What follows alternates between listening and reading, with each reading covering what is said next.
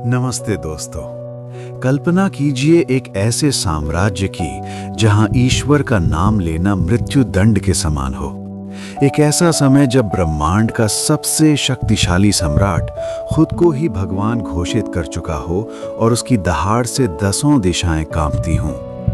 लेकिन उसी सम्राट के महल में, उसी के रक्त में एक 5 साल का बालक खिलखिलाकर नारायण का नाम लेता है। क्या आपने कभी सोचा है कि एक छोटे से बालक का विश्वास कितना अडिग हो सकता है कि वो साक्षात काल के सामने खड़ा होकर मुस्कुरा सके? आज की ये गाथा केवल एक पौराणिक कथा नहीं है, बल्कि ये कहानी है अहंकार और अटूट विश्वास के बीच के उस महायुद्ध की, जिसने सृष्टि के रचयिता को अपना स्वरूप बदलने पर मजबूर कर दिया। आज के भाग में हम श्रीमद् भागवत पुराण के उन रहस्यों और भावुक प्रसंगों में उतरेंगे जो आपको ये सोचने पर मजबूर कर देंगे कि क्या वाकई ईश्वर हमारे इतने करीब है कि वो एक निर्जीव खंभे से भी प्रकट हो सकता है। चलिए समय के चक्र को पीछे घुमाते हैं और सत्य युग के उस अध्याय को खोलते हैं जहां भक्ति ने शक्ति को घुटने टेकने पर मजबूर कर दिया था। इस महागाथा की जड़ें उस प्रतिशोध में छिपी हैं जो सदियों पहले शुरू हुआ था। हिरण्यकशिपु, जिसका अर्थ है स्वर्ण के बिछौने पर सोने वाला, महर्षि कश्यप और दिति का पुत्र था। उसके हृदय में अग्नि धधक रही थी क्योंकि उसके भाई हिरण्याक्ष का वध भगवान विष्णु ने वराह अवतार लेकर किया था। क्रोध में अंधा होकर उसने संकल्प लिया कि वो विष्णु का नामो निशान मिटा देगा। लेकिन वो जानता था कि भगवान को हराने के लिए उसे अजेय बनना होगा। उसने मंदराचल पर्वत पर जाकर हजारों वर्षों तक ऐसी कठोर तपस्या की कि उसके शरीर से निकलने वाली ऊर्जा से स्वर्ग जलने लगा। उसकी तपस्या से प्रसन्न होकर जब ब्रह्मा जी प्रकट हुए तो हिरण्यकशिपु ने वो वरदान मांगा जो वास्तव में अमरता का एक पेचीदा जाल था। उसने मांगा कि उसकी मृत्यु ना दिन में हो, ना रात में, ना घर के भीतर हो, ना बाहर, ना शस्त्र से हो, ना अस्त्र से, ना मनुष्य से हो, ना पशु से, और ना ही भूमि पर हो, ना आकाश में। ब्रह्मा जी ने तथास्तु कह दिया और यहीं से शुरू हुआ अधर्म का वो अंधकारमय अध्याय जिसने देवताओं को भी दर दर भटकने पर मजबूर कर दिया। जब हिरण्यकशिपु तपस्या में लीन था तब स्वर्ग के राजा इंद्र ने उसकी पत्नी कयाधु का अपहरण कर लिया था। इंद्र का विचार था कि असुर के गर्भ से असुर ही पैदा होगा, इसलिए वो संतान को नष्ट करना चाहते थे। लेकिन तभी देवर्षि नारद ने हस्तक्षेप किया। नारद मुनि कयाधु को अपने आश्रम ले गए। वहां उन्होंने कयाधु को प्रतिदिन भगवान विष्णु की महिमा और भक्ति के उपदेश दिए। विडंबना देखिए, माँ तो उन उपदेशों को सुनते सुनते सो जाती थी, लेकिन उनके गर्भ में पल रहा नन्हा प्रहलाद उन शब्दों को अपने भीतर आत्मसात कर रहा था। यही कारण है कि असुर कुल में जन्म लेने के बावजूद प्रहलाद के रक्त के हर कतरे में ओम नमो भगवते वासुदेवाय का मंत्र गूंजने लगा। क्या ये आश्चर्यजनक नहीं है कि जहां पूरी दुनिया हिरण्यकशिपु के डर से कांप रही थी, वहीं उसके घर में ही उसकी सत्ता को चुनौती देने वाला सबसे बड़ा भक्त पल रहा था। समय बीता, प्रहलाद 5 वर्ष के हुए। हिरण्यकशिपु को लगा कि अब उसके पुत्र को राजनीति और असुर कुल की श्रेष्ठता का पाठ पढ़ाना चाहिए। उसने प्रहलाद को षंड और अमरक नामक गुरुओं के पास भेजा। एक दिन अपने पुत्र की प्रगति जानने के लिए हिरण्यकशिपु ने उसे अपनी गोद में बिठाया और बड़े लाड से पूछा कि पुत्र, तुमने अब तक जो भी श्रेष्ठ सीखा है वो मुझे सुनाओ। उसे लगा कि प्रहलाद शत्रुओं को कुचलने या राज्य विस्तार की बात करेगा, लेकिन प्रहलाद ने जो कहा उसने असुर सम्राट के पैरों तले की जमीन खिसका दी। प्रहलाद ने शांत स्वर में कहा कि पिताजी, इस संसार के मिथ्या अहंकार को छोड़कर वन में जाकर श्री हरि की शरण लेना ही जीवन का श्रेष्ठ लक्ष्य है। हिरण्यकशिपु का चेहरा क्रोध से लाल हो गया। उसने सोचा कि शायद गुरुओं ने इसे सही शिक्षा नहीं दी या किसी वैष्णव ने इसे बहला लिया है। उसने गुरुओं को कड़ी चेतावनी दी और प्रहलाद को वापस संस्कारित करने का आदेश दिया। गुरुओं ने प्रहलाद को बहुत समझाया, साम दाम भेद हर नीति अपनाई, लेकिन प्रहलाद का मन तो उस परम आनंद में डूबा था जहां संसार की कोई भी डरावनी बात पहुंच ही नहीं सकती थी। दोबारा जब सभा लगी, प्रहलाद ने फिर वही बात दोहराई। उन्होंने भक्ति के 9 प्रकारों श्रवणम, कीर्तनम, स्मरणम, पाद सेवनम, अर्चनम, वंदनम, दास्यम, सख्यम और आत्मनिवेदनम की व्याख्या कर दी। अब हिरण्यकशिपु का धैर्य टूट चुका था। उसने इसे केवल अवज्ञा नहीं, बल्कि अपने भाई के हत्यारे की भक्ति मानकर राजद्रोह समझा। उसने गरज कर अपने सैनिकों को आदेश दिया कि इस बालक को मेरे सामने ही समाप्त कर दो। यहीं से शुरू हुआ अत्याचारों का वो सिलसिला जिसे सुनकर आज भी रोंगटे खड़े हो जाते हैं।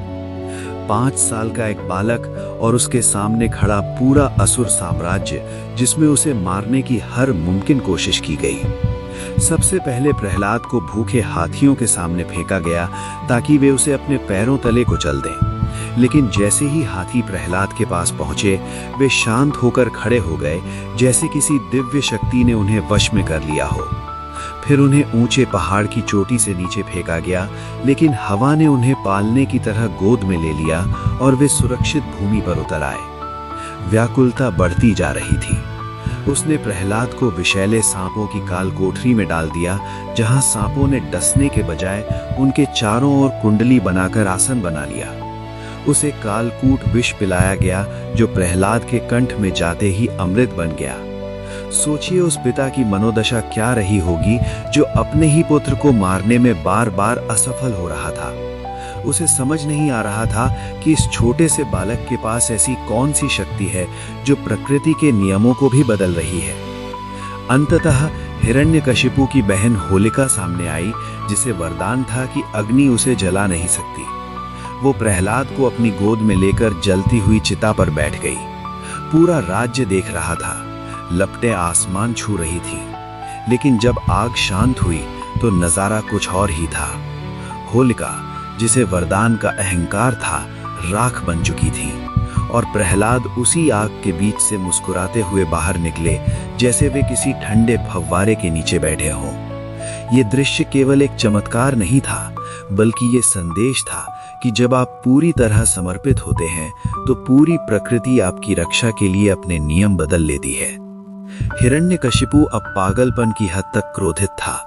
उसने प्रहलाद को खंबे से बांध दिया और हाथ में भारी तलवार लेकर चिल्लाया, कहाँ है तेरा वो नारायण? यदि वो सर्वव्याप्त है तो क्या इस निर्जीव खंबे में भी है? प्रहलाद ने अत्यंत सौम्यता और दृढ़ता के साथ उत्तर दिया, हाँ पिताजी, वे इस खंभे में भी हैं, मुझ में भी हैं और आप में भी हैं। हिरण्यकशिपु ने अट्टहास किया और अपनी गदा से उस पत्थर के खंभे पर जोरदार प्रहार किया। जैसे ही खंभा टूटा, ब्रह्मांड को चीर देने वाली एक ऐसी गर्जना हुई जिसे सुनकर देवता भी अपने स्थानों से गिर पड़े थे। खंभे के भीतर से एक ऐसी आकृति प्रकट हुई जो न पूरी तरह मनुष्य थी, न पूरी तरह पशु। वो भगवान का नरसिंह अवतार था, सिंह का मुख और मनुष्य का शरीर। उनकी आंखें जलती हुई आग की तरह लाल थी और उनकी जटाएं बादलों को छू रही थी। हिरण्यकशिपु को अब अपनी मौत सामने दिख रही थी, लेकिन उसे अभी भी अपने वरदान पर भरोसा था। भगवान नृसिंह ने हिरण्यकशिपु को दबोच लिया और उसे सभा की चौखट पर ले गए, जो न घर के भीतर थी न बाहर। वह संध्या का समय था, जो न दिन था न रात। उन्होंने उसे अपनी जांघों पर लिटाया, जो न भूमि थी न आकाश। उन्होंने अपने तीखे नाखूनों का उपयोग किया, जो न शस्त्र थे न अस्त्र। और इस प्रकार ब्रह्मा जी के हर वरदान का मान रखते हुए भगवान ने उस अत्याचारी असुर का वध कर दिया।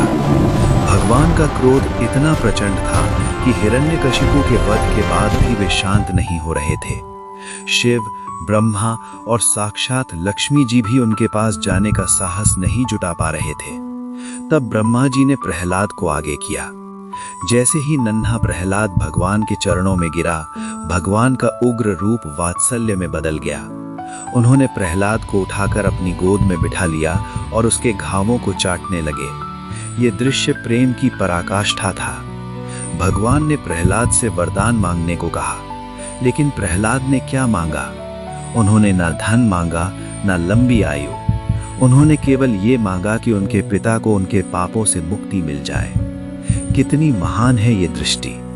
प्रहलाद की कथा हमें सिखाती है कि भक्ति का अर्थ संसार से भागना नहीं, बल्कि संसार के बीच रहकर भी उस एक परम सत्य से जुड़े रहना है। ये कहानी हमें याद दिलाती है कि चाहे परिस्थितियां कितनी भी विकट क्यों ना हो, यदि विश्वास अटल है तो ईश्वर को एक पत्थर के खंभे से भी प्रकट होना पड़ता है। प्रिय दर्शकों, प्रहलाद और भगवान नृसिंह की ये विस्तृत गाथा आज भी उतनी ही प्रासंगिक है जितनी हजारों साल पहले थी। हमारे जीवन के हिरण्यकशिपु हमारे भीतर का क्रोध, अहंकार और भय है, और हमारा विश्वास वो प्रहलाद है जिसे कोई भी परिस्थिति मार नहीं सकती। जब भी आपको लगे कि आप अकेले पड़ गए हैं या अधर्म आपको चारों ओर से घेर रहा है, तो प्रहलाद के उस अटूट विश्वास को याद कीजिएगा। याद रखिएगा कि ईश्वर दूर नहीं, बल्कि आपके विश्वास के उस एक आह्वान की प्रतीक्षा में है। श्रीमद् भागवत पुराण का ये अध्याय हमें जीवन के सबसे कठिन समय में धैर्य रखने की प्रेरणा देता है। आशा है कि भगवान नृसिंह और भक्त प्रहलाद की ये विस्तृत गाथा ने आपके हृदय को छुआ होगा। इस कथा के बारे में आपके क्या विचार हैं? क्या आपने भी कभी अपने जीवन में उस अदृश्य हाथ को महसूस किया है जिसने आपको संकट से निकाला हो? हमें कमेंट्स में ज़रूर बताएं। यदि आपको ये प्रस्तुति पसंद आई हो तो इसे लाइक करें और अपने प्रियजनों के साथ साझा करें, ताकि वे भी इस दिव्य भक्ति का लाभ उठा सकें।